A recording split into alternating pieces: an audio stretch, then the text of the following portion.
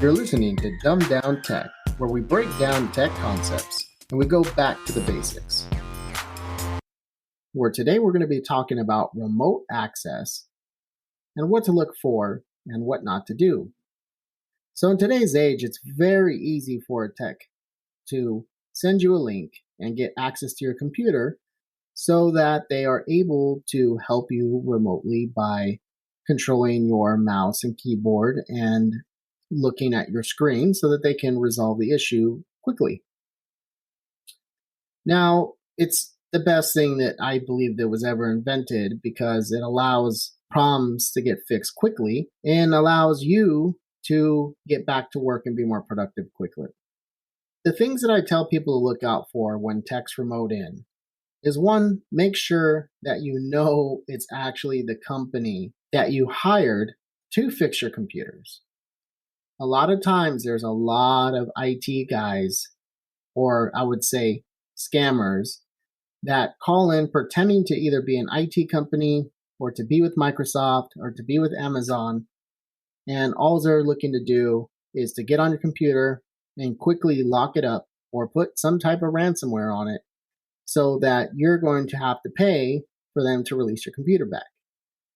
Now, the best way to know that it's an IT guy is to have some type of code word or access that you and your IT company set up.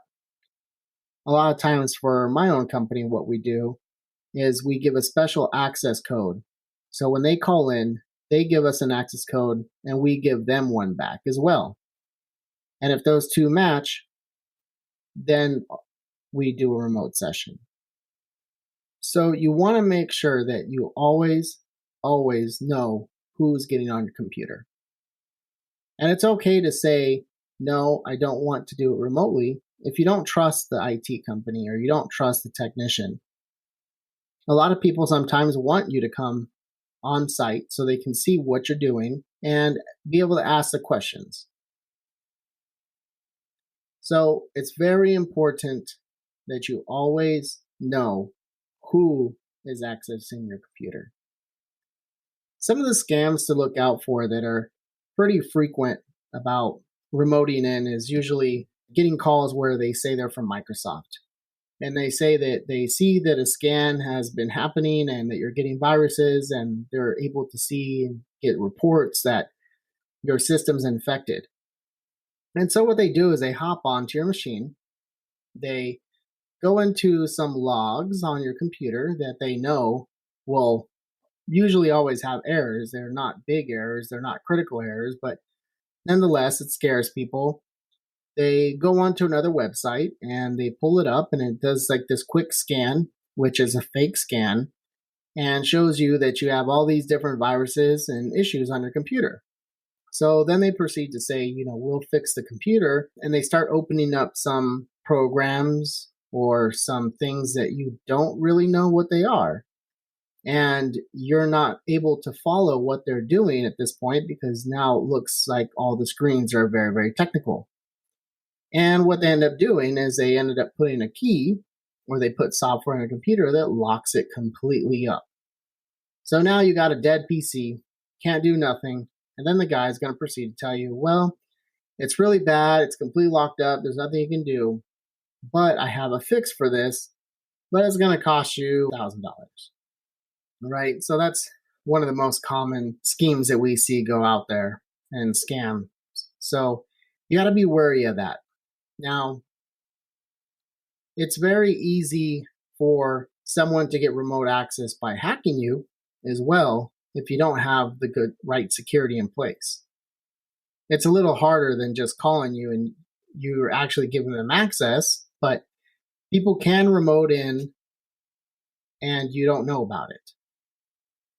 Now, this is usually a more experienced hacker that's trying to look for information that you have, or they're just simply trying to, again, create ransomware or some type of virus on your computer. But when this does happen, it's more of an attack, not just a random guy calling you from a phone. It's somebody who either knows you or knows how to get to you or has been paid to find out information about you. But for the most part, A lot of the programs out there today, when you remote into somebody's computer, will turn the screen black. That's a very easy sign to see that if somebody's on your computer.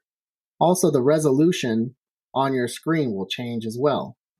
And of course, you may be seeing the mouse or some typing going on. And if you know your IT guy's not on it, or you don't even have an IT guy, just shut the computer off. That's the easiest thing to do. Shut it off, call an IT expert, have them investigate, and see what's really going on.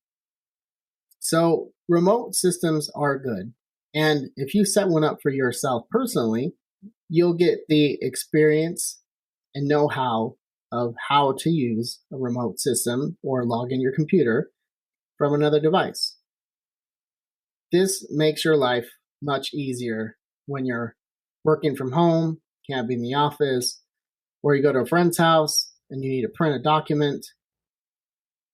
That's when logging into your own computer is beneficial. So I bring this up because when you do this, most people don't realize the security they need to put in place to make sure that somebody else can't tap into their account. So it's very important that when you remote into your own computer that you use multi-factor authentication, or MFA. That's a time-based code, or it's a text to your cell phone. That way, if somebody is trying to get in through that system, you'll be notified. It's also important to go with a good remote system, because if you get the cheap or free ones, 1, they take some extra setting up. 2, they may not be as secure. 3, the experience is probably not going to be the best for you. So take the time, do your due diligence, and take a look at remote software.